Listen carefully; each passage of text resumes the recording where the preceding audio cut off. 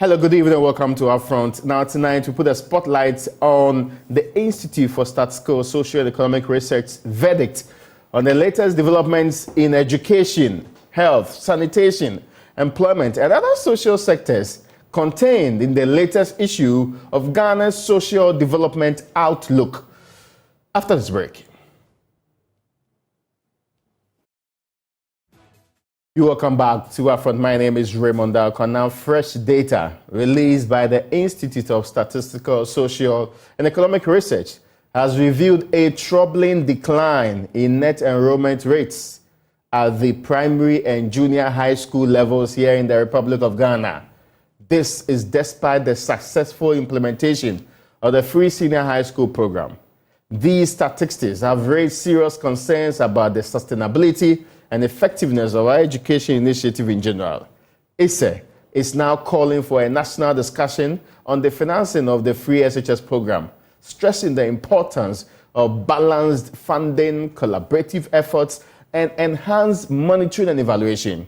Tonight, I have with me the brains behind the latest social development outlook by the elite research institution. In studio with me, Professor Yao Dubia-Owusu and Dr. Michael Kudom. They are from the social division of ISSER. But first, let me speak to the head of the institution himself. Let me get the background to all of these documents we are talking about today. Professor Peter Korte is the director of ISSER. Prof, you're welcome to UPfront. Thank you very much, and good evening to your discerning viewers, as well as to my colleagues at the studio, and to your good self. Now, many of us know that flagship-wise, ISSER would issue the State of the Ghanaian Economy reports. This social development outlook, how does it differ from the State of the Ghanaian Economy report? Well, Raymond, with the State of Ghanaian Economy report, you know, economic indicators change quite often. Sometimes you can have monthly series, you can have quarterly series, you can have annual series. But with social indicators, they don't change that rapidly. That is why with the social development outlook, we do every other year. We come out every other year because social indicators don't change that rapidly. The social development outlook complements the State of Ghanaian Economy report because the State of Ghanaian Economy report, that is AGR, it's more on the economic indicators, economic growth, like livelihood, the sectorial growth, etc. Whereas this looks at the social dimensions of our economy. So we look at education, we look at health, we look at sanitation, population, housing, water, and many others. And we delve deep into the social ramifications of how the economic growth or lack of it has affected the social sectors of the economy. Now, you say you don't hate a man who is already down. We have admitted as a country that the economy is in shambles. We are trying, now that we have an IMF deal, to get out of these problems effectively. The understanding is that the problems we've had with the economy will spill over into the social sector and affect other areas since we fund it through some of these engagements.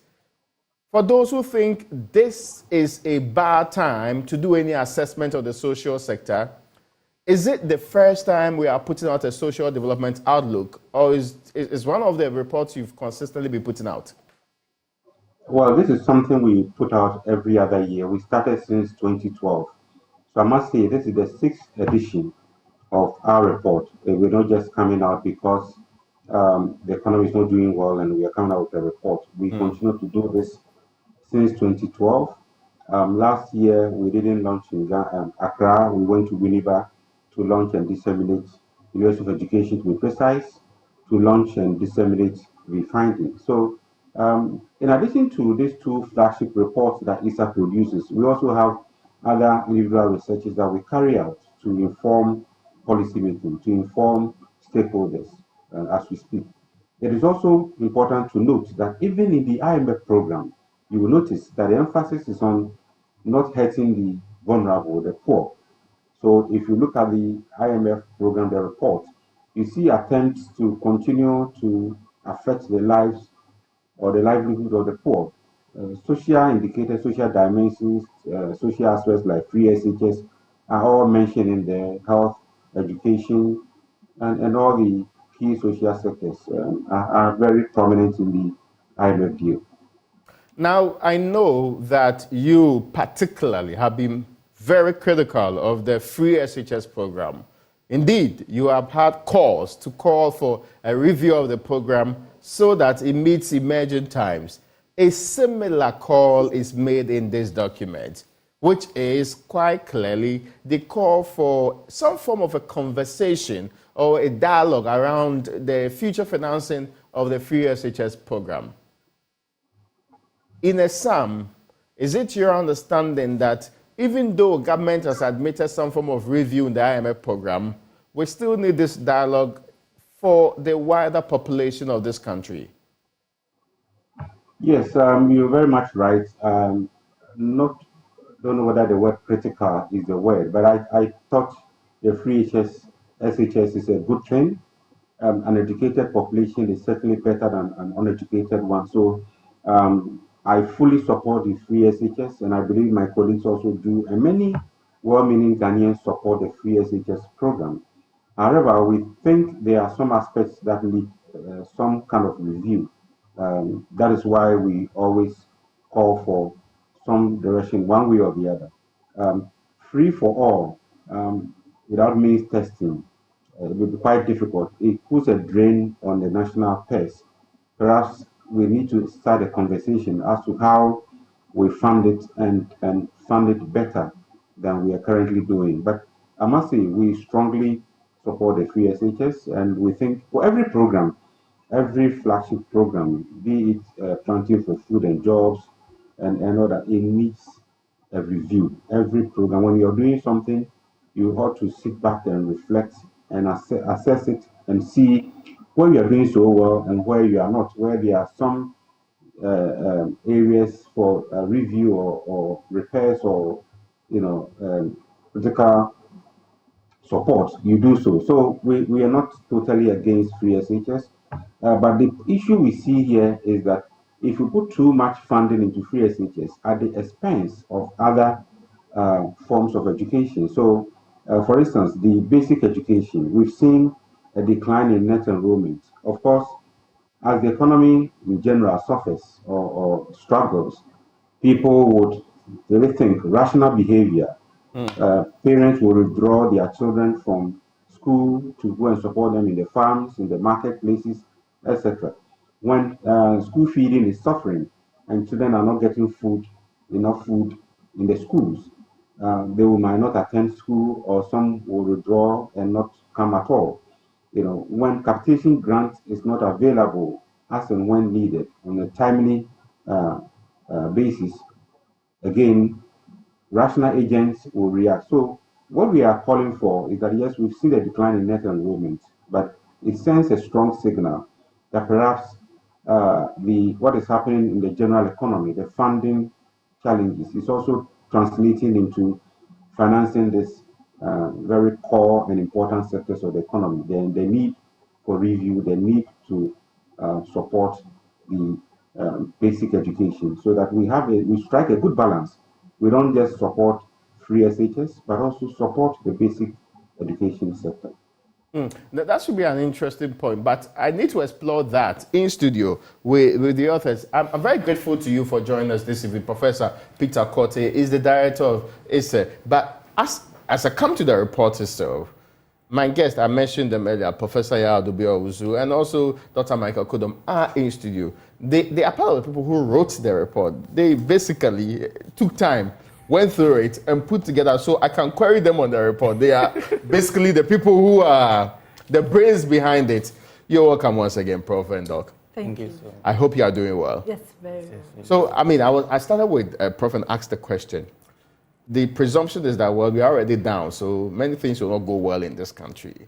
So why are you seeking to rub insults into the injury of Ghanaians and telling them where there are difficult elements in our country? Like he was talking about this being something we do more of, it virtually every 2 years.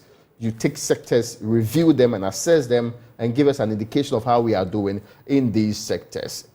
The areas you select, is it something that you stick to, or it depends on emerging trends? So is it always education, health, sanitation, and these areas that are basically known to many of us? We do write about the same thematic subject matter all areas. The time. Yes, all the time since 2012.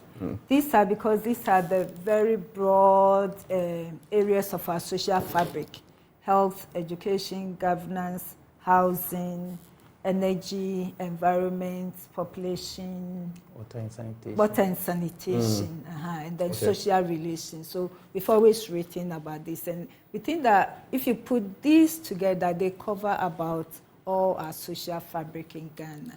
Except that we said we write them biannually. So in 1 year, we start, tracing key indicators. Health, for instance, we would look at infant mortality, child mortality, access to health care, HIV and AIDS infection rates, and several other basic things, some of which will fit into our SDGs and MDGs and other key things that we are measured on in Ghana. If you are talking about health, funding and things like that, mental health, etc. So these are the key areas within each one. So for one period that we are writing, we look at the key indicators that we use to measure social progress, or if you like, also retrogression in Ghana, infant mortality rate.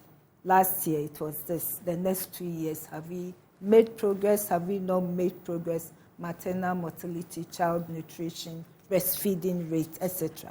So every 4th year, we will track these things. Now we do this key tracking every 4 years because social indices, unlike economic indices, although economic also falls within social, may not change that much. And sometimes even the ability to measure it and get good figures may not be easily done.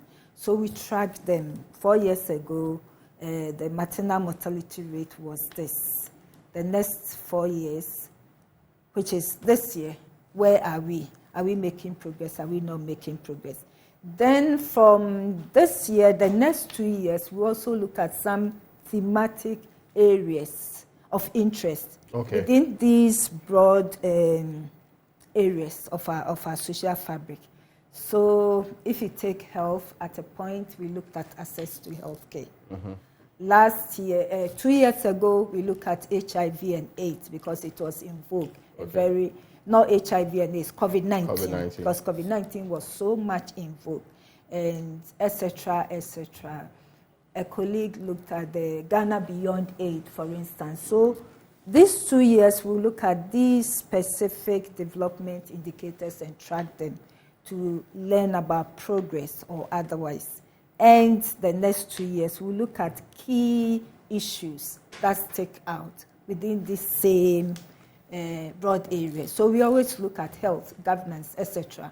But at one point, we look at the key indicators, and at another, we look at areas of interest, maybe things that stick out within this. That'll be interesting. Now, Doc, I told you earlier that at the tail end of this conversation, in the form of a wrap, I'll be asking, have we made progress or retrogressed?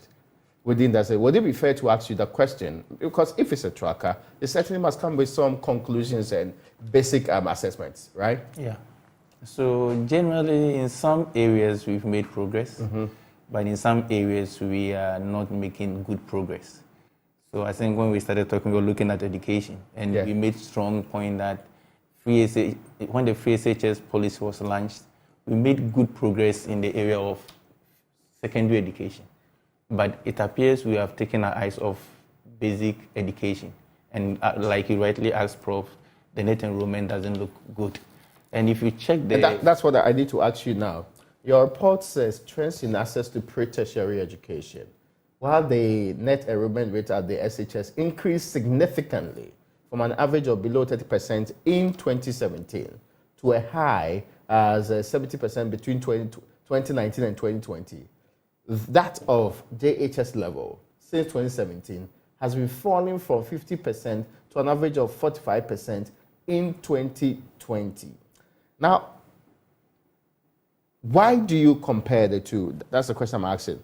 If basic and JHS net enrollments are on the decline, why should you compare it to that of the SHS? I think if you recall, Raymond, some time back, we were not doing so much well when it comes to enrollment at the SHS level. Mm-hmm. We were doing so, when FQ was launched, we were doing so much well in terms of basic school enrollment. Okay. Even with the coming into play of school feeding program and capitation grant and other things, we're doing so much well with the the basic level. But in the secondary level was a problem. But if you look at the statistics and the data, when the free SHS was launched, it appears from 2017 coming, enrollment figures are increasing at the secondary level and enrollment levels are reducing at the basic level. So we should be worried because at the end of the day, the basic level is feeding into the secondary level. Okay. And like Prof said, if economic situations are higher and people are finding it difficult to feed their homes and the programs that are supposed to support these children are not also so effective, people will try to withdraw their children to support But them. we have a free compulsory universal basic education program in place, yes, which is really supposed to ensure that the transition is seamless. How is that now having a decline, Prof? I think that we see situations where, in our estimation, attention is being focused on the free SHS. Okay. Possibly affecting the basic level. Okay. And we also know a short while ago there were issues on the media that people had actually, a session of Parliament had gone to actually visit institutions in the central region, for example, and they said, well, we do not have these textbooks, etc. Yeah, the textbook conundrum. Etc. We also believe to some extent, we know that to some extent the school feeding also helped to, increase the numbers in these basic schools, especially in the inner city communities with people with a lesser socioeconomic endowment. And some of the things we note is that this same reason that, shut up students' interest in going to class may be the same reason that may get them to, not be very available for classes. So we think these are some of the issues. But basically funding, we are still looking at problems with structures at the basic level and et cetera. So we want to believe that much more attention have shifted to the free SHS. But recently they were promised tablets instead of textbooks. It shows that it's an area that we are interested in promoting, isn't it? I will not personally think that our priority should be on giving them tablets instead of textbooks. Technology is advancing everywhere in the world. It's good for Ghana to catch up. That would be very good. But with tablets, we are probably also talking about electricity. Yeah. Connectivity. We are talking about connectivity. We are even talking about the ability for a child to carefully handle this, especially if you are walking over a distance to school and etc. And I don't think that all these are readily available now. With my textbook, I have it. You flip it. It's not dependent on some of these structural issues that we have mentioned, electricity, etc., internet connectivity, etc. Even some of us... Of course, there was an earlier promise to provide them internet connectivity in virtually all the senior high schools and other schools that were available in the country. I mean, government admits that it's not been able to deliver on that fully or in the way that they want it to be. But to them, the future remains with electronic engagements. So we reduce the number of papers we are actually throwing around. It's good for the environment. And to make sure that they are in tandem with their colleagues all over the world who are equally engaging advanced technology in learning. Yeah, briefly, yes. Yeah, I think we can do Ghana good by building more of ICT labs and equipping them with computers. rather than saying we are moving from textbooks to tablets, there are some areas where rural, typical areas, when we go around for research, some areas electricity is a problem. Even some people are still struggling with basic chairs to sit on. Yes. We've not solved this issue. The child can easily take his textbook, go home and read. But you're saying tablet, and if the child doesn't have electricity at home. So I'm just thinking, my cousin in a typical village, would he be given the tablet to take home? What is the security of the tablet? If it gets broken down today, how long will it take for you to fix it? I mean, to replace that tablet. Who bears the cost for the replacement? Already we are talking about strain on our budget. Is it where we want to allocate the little money we have? So I think, yes, it may be a long-term goal we want to look at. I would rather prefer the government focusing on building ICT labs. It can serve the same purpose. And rather than saying we are converting from textbooks to tablets, I don't think we need it now. And the textbooks will be cheaper. Exactly. What I say? Also given our economic situation. Oh, okay. Well, that's an interesting point to make there. There is a lot of talk about capitation grants and also the related point about feeding. It should be good news then for you when recently, just this Sunday, the Minister for the sector announced that instead of the less than 1 cedi, 90 pesos. yes, we have actually moved it to 1 cedi 20 pesos, which really to government is a massive jump from what used to be. I mean, in all fairness, the caterers were demanding 3 cedi as the least amount of money to feed our kids. I mean, it might be a crude way of putting this, but if you have seen, social media has this way of comparing school lunches across the world. Our own looks quite terrible. I mean, of course, maybe the food is not, the look has nothing to do with the nutritious nature of the food. But is 1 cedi 20 pesos the optimal amount that we should be using to feed our kids in school? Absolutely not.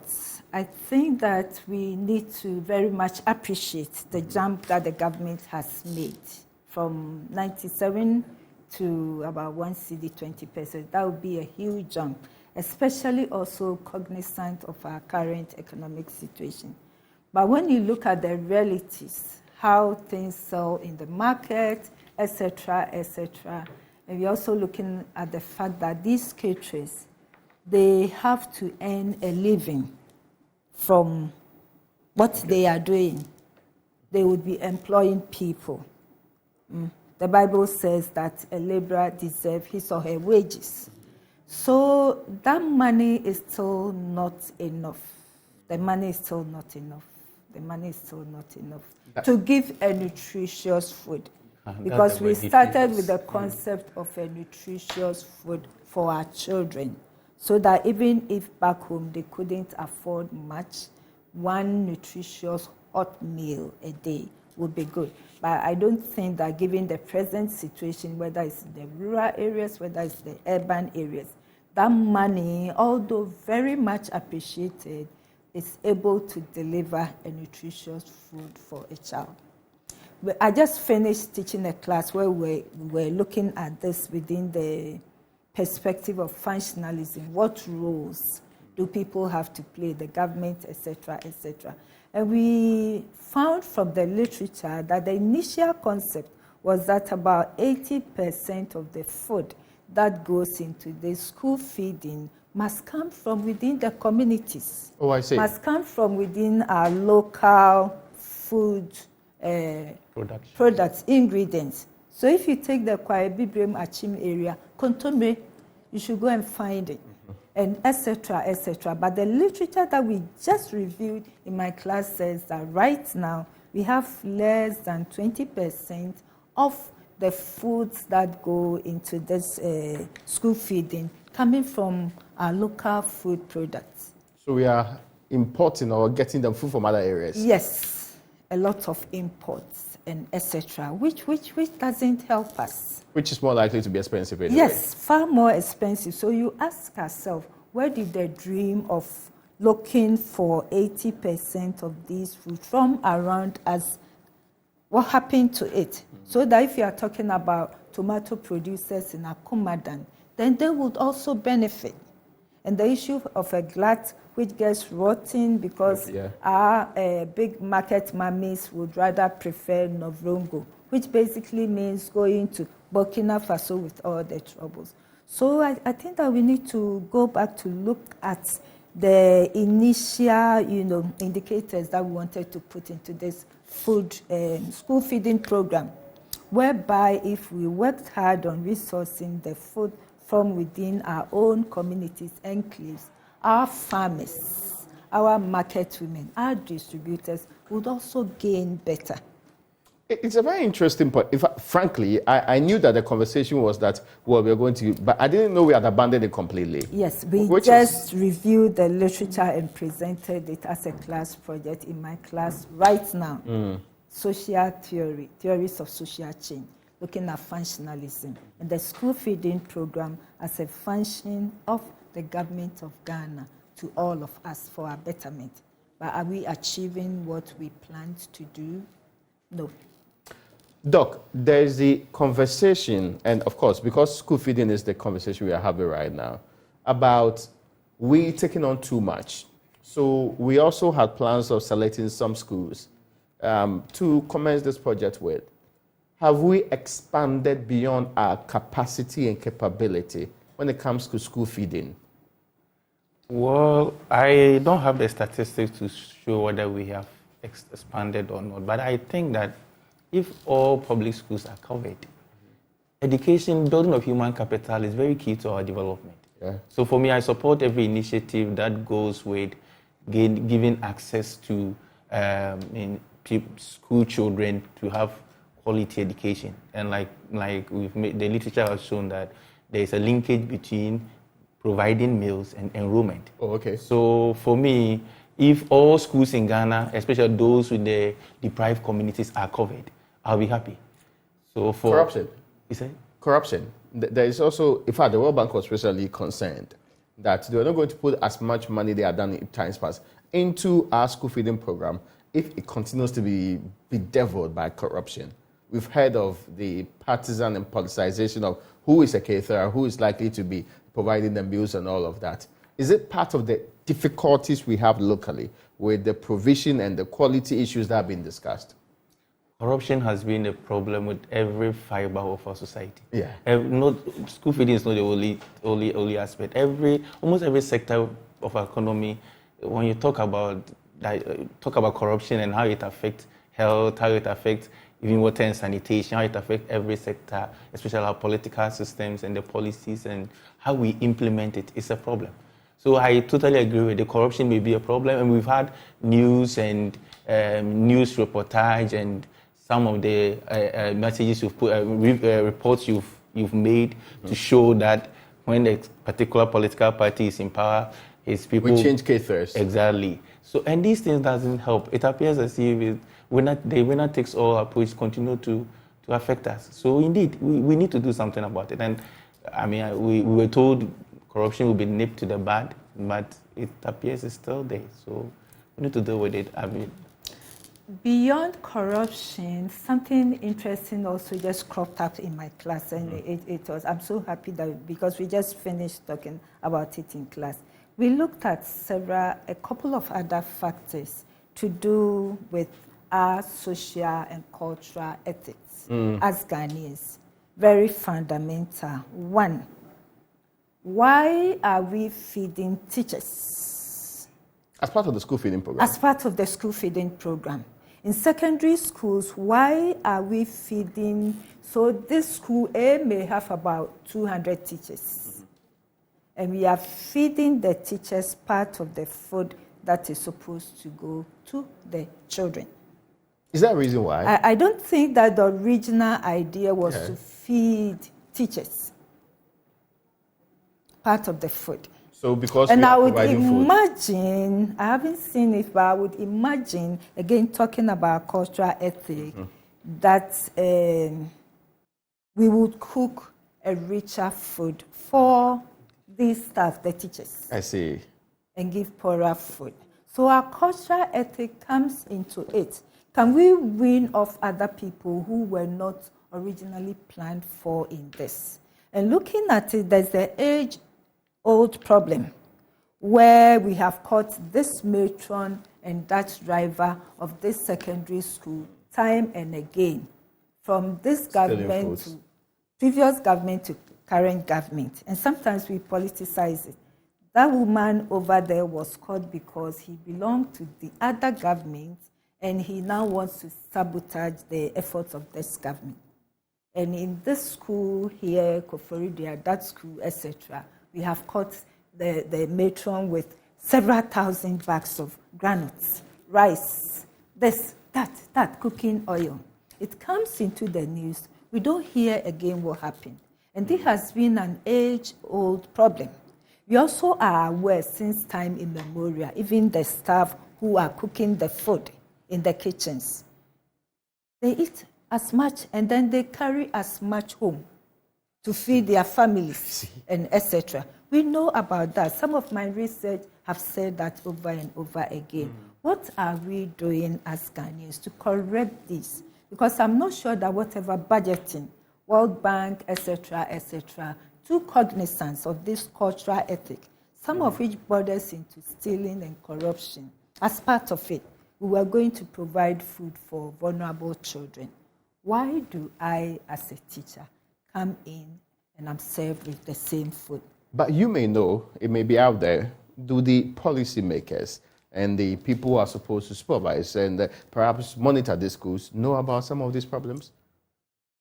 It's well known. I think they know. The stealing of these food products. We report it. They're reported. Yeah. And sometimes we politicize it and it's thrown out there. But who came back to say that 14 years ago, 15 years ago, 2 years ago, this person was jailed and etc.? The story ends there. So you realize that a good part of even this free SH food that all of us are complaining about, a good part of it is siphoned away to these matrons and other support staff of the schools. Sometimes we know that people higher up in these schools are said to be part of it. Quite unconscionable. How have we resolved this? Oh, I see. Which feeds back into the need to feed some teachers at school with this food. It's part of our cultural ethic. But mustn't we resolve it? That's what we discuss in my class. I see. The stealing that the media has reported, mustn't we resolve it? Because it is ongoing, and I think it started time immemorial. Okay, I get your point on that. Now, I want us to, because you have already delved into free SHS, which is the key point raised with free SHS as a policy recommendation is a national discussion on the financing itself. Because of the IMF program, government finally admits that it is doing a review of free SHS. If you do recall, in the last almost 5 years, any reference to review was absolutely rejected and not considered at all. From your expert view, you mentioned finance. Exactly what can we do about the financing to improve free SHS? What options are on the table for us? Look for more money, or just make sure you put your money where your mouth is. Prof mentioned means testing. That was outrightly rejected by government. But even the IMF says it is poorly targeted. Government says, we know we're not going to isolate people and discriminate on who we give this particular help to. Is there really a genuine interest in reviewing the space of free SHS? And when you say the financing part, there's a question, whose charge should we leave out? Yes, I think that there's every need for us to look at it.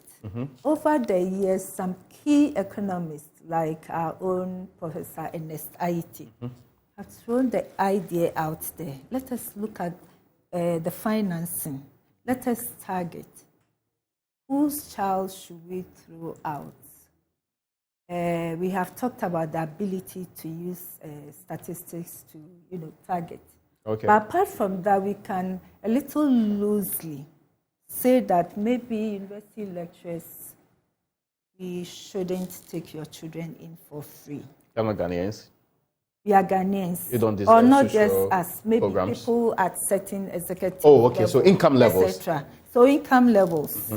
income levels and portfolio levels. Okay. That people might be able to fairly say, even if you don't use hardcore statistics. Oh, okay. Certain people must be able to contribute. And another area where I think we need to look at very critically is the literal, living out parent-teacher associations. My children were in certain schools in Accra here. That ordinarily, a lot of help was coming from the PTAs. One was Achimota School. The PTA, we did a lot. We were willing to pay. We paid it, and we did a lot. So right now, I think that the PTAs should be allowed, not forced, if a parent cannot genuinely pay.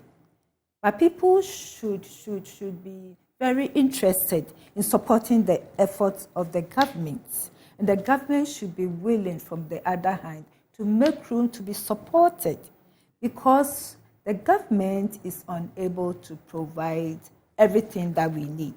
And some of us have compared the time before the free SHS to now. We all like the free SHS very much. It is very good because it has a massive impact on our development as Ghanaians, developing a people who can think and read. But on the other side of the coin, the contribution of the PTAs, the big things that the PTAs did, built more dormitories to help with decongestion, provided soaps and etc., were good things. Okay. Provided some painting, some cement. And I think that the government must make room for PTAs, not forcing any child or throwing a child away if the parents cannot afford it. Okay. Because as we say, all hands are not equal. But I can look back to the pre-free SHS situation where Achimota, for instance, being a parent of a child there, we were willing to do a lot and we got a lot going. Okay, but now have they stopped you? I will talk about another school that I will not mention. Okay. And a lot was going on. My son was in a PTA dorm, which was good. But soon after the free SHS started and heads were being penalized for that, we saw a huge difference in some of the quality of life and etc. of the students in there. Because when I visit my child, I'll go and peep into the dorm as a concerned mother. So I think that the government should make room for PTAs to come back on board to help the government. Because the response has been, we have not stopped PTAs from paying whatever they want to pay. We just do not want them levied. That's all the government has been saying. Yes, but the heads of institutions sometimes, given the, all the issues surrounding it, they are afraid to even make room. And I would also call upon Ghanaians, because some of us have said that the government says he will pay everything, and so he should pay. And some of us who could contribute maybe 20 cedis a semester, etc., have refused to make any contribution.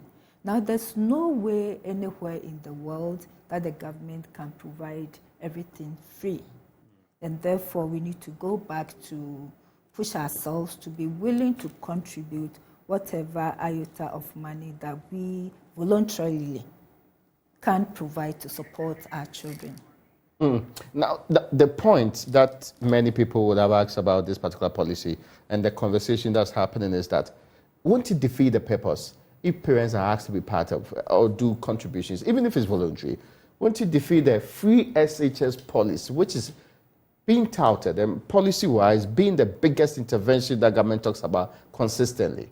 Doc, this refinancing thinking, this form of co-payment form of arrangement, that won't people get the idea that, well, we told you you couldn't do it for everybody, and you said you could do it. Is that not a problem? Is that not a hindrance to getting the kind of policy that we are supposed to be getting? Raymond, I think I said I would do this. Yeah. And I started doing it. And I'm doing it, and I'm okay with doing it. We all know. Even though I face challenges, I'm still doing it. We all know that it is unsustainable. This government is holding on to it because free SHS is his baby. It's his hallmark. And so probably, excuse me to use the word, he feels so proud that if I come and say, let's review it, or let's do share the financing costs, the government may feel he has gone back. Against the words that he said. But I think that we all know one gospel truth: every parent is aware, every Ghanaian is aware that this is unsustainable. I mean, to some extent, I agree with the initial idea that it is difficult targeting, because at that point, data about the socioeconomic characteristics of people were not available. But today, with the performance of Ghana Card, we have a lot of basic socioeconomic information about people. That if we want to link children to the information of their parents, like Prof said, we can easily know at least the occupation and some basic information about parents. Or income brackets of parents to do the targeting. So I think now a lot of information is available for the government to easily target and at least exclude some segment of the population. And some parents have come out boldly to say that they are willing to pay. We are willing to pay for quality service. We are willing to pay, parents like PTA are willing to build more dormitories. But the government say no. Maybe anti-mortar school, but can we extend that to, let's say, some in rural villages or areas that there is a problem with even the parent being able to pay for the child to go to school?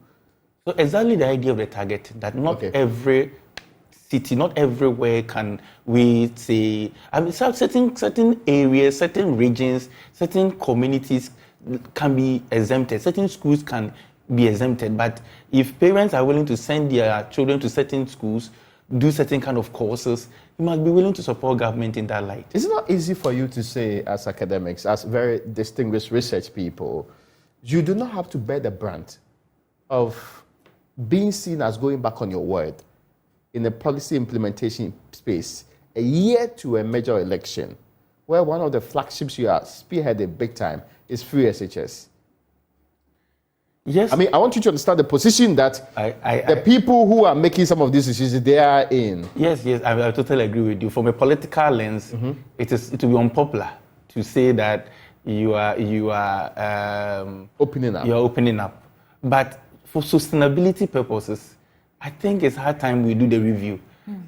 So if we want to only be political, we will go the way we are going. We will go back to IMF the 18th time. We are there the 17th time. The 16th time we exited, we held that we are not going back there. We are going back there again. And there is a lot to review.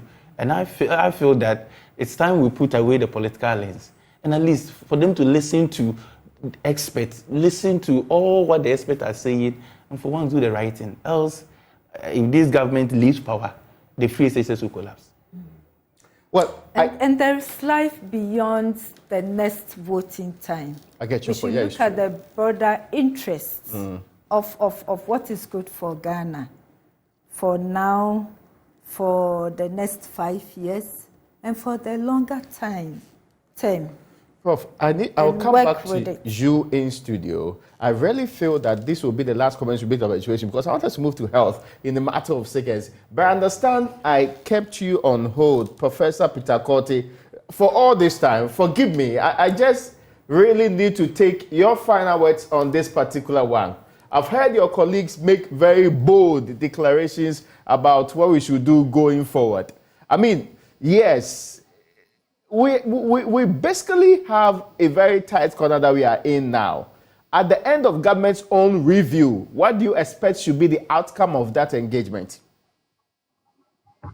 Well, I think the issue about free SHS is quite timely. The discussion is very much timely. But you made a very valid point that given that we are close to elections, it will be quite difficult for government to retract or, take a step back. But I think you could also look at it from this perspective that, look, if you could come to Ghanaians and say, look, I have pursued this program all this while, and I think I need to review this aspect to make it better. I don't think anybody will fault you for that. 2-3 years ago, the number of people who were really enthused about free SHS. You cannot say the same now. Because quality is gradually declining, of course, also as a result of our resource constraints, because we are facing financial and economic challenges. So funding to the sector has declined, and therefore we are not achieving as much as we could. But going forward, I would expect to see, if government could take this bold step, that we could make tuition free, and then when it comes to boarding, then the issue of means testing affordability comes in, because there are a lot of day schools around that you don't have to be in a boarding facility to be educated.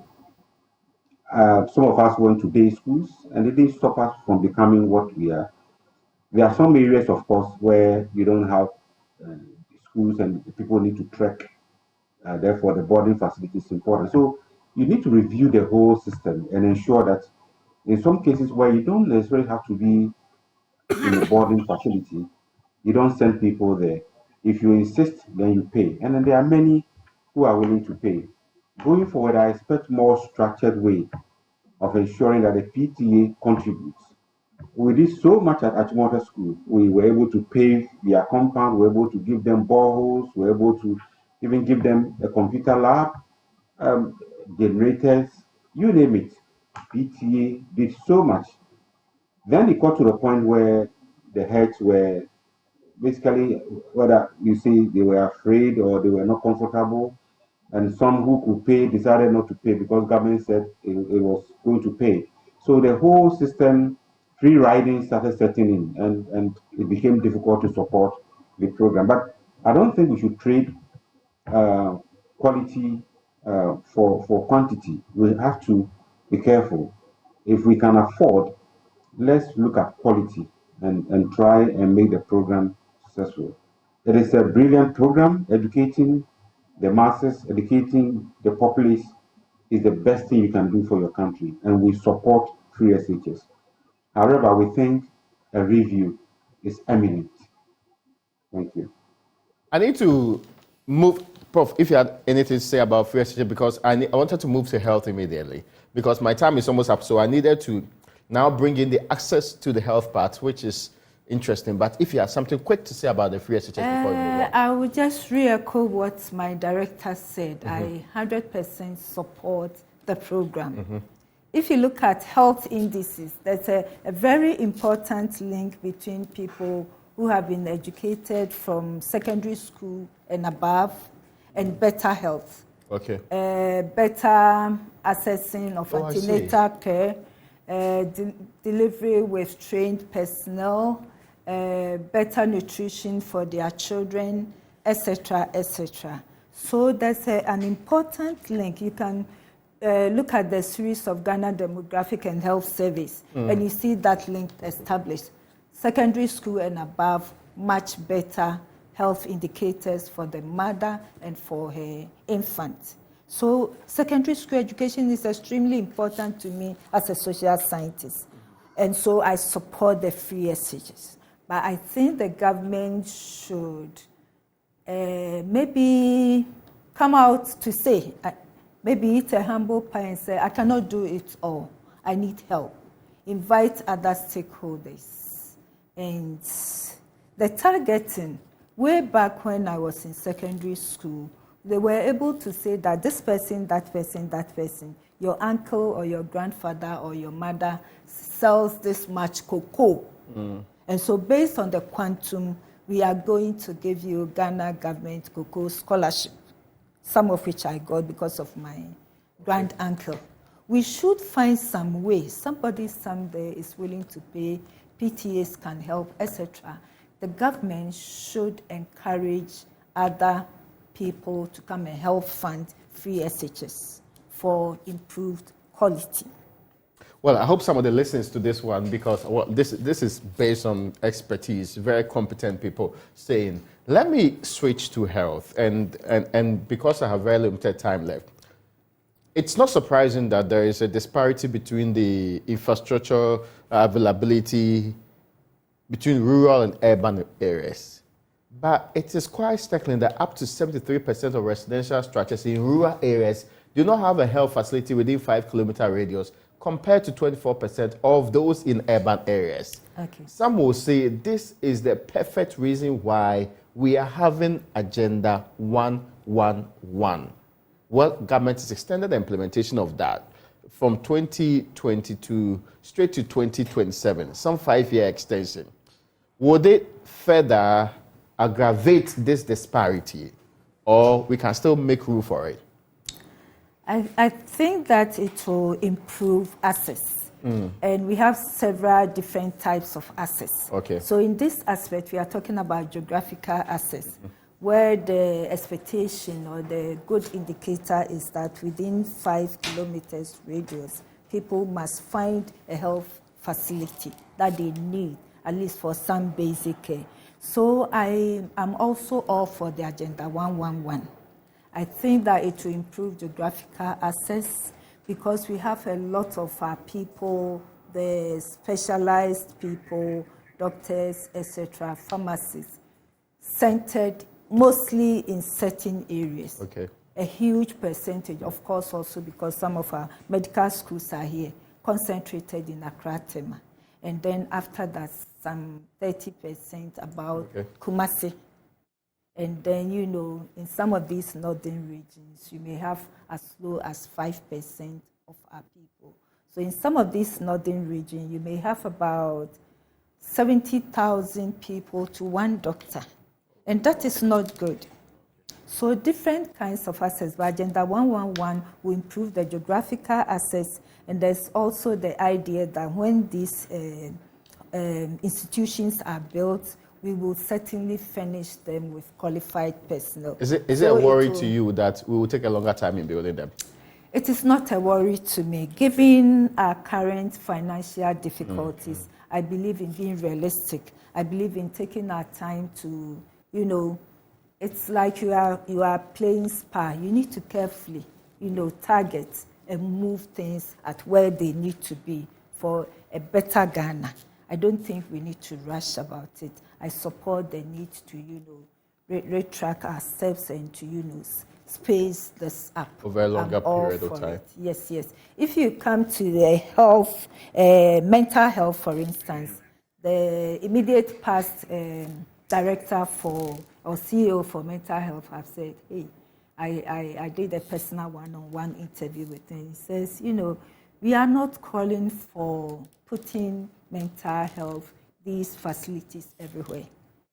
We have advised the government that we need just about 2. One in the middle part of Ghana, one elsewhere. Why? Because we are also looking at a community spread for mental health facilities.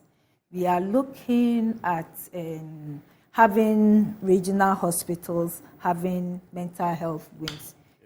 And therefore, we need just about 2 so that a lot of schools, like University of Ghana, UCC, even the SDA University. Okay, yes. Valley View. They all have started training mental health care practitioners, nurses, etc.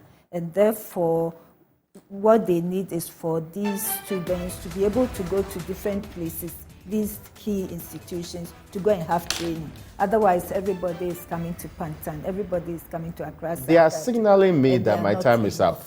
We should have, frankly, I really thought we were going to be able to deal with all of the sectors, but we best scratch the surface of the second one. We should have more continuous engagements on this one. So the social development outlook, and yes, that question, next time I'll ask you to give me a verdict generally on the social sector. But many thanks to you so much, Professor Adobia Owusu and Dr. Kodon for joining us, and also to you, Professor Peter Korte, for this report on our social sector, delivering the verdict. Well, thank you so much also for joining today's Upfront.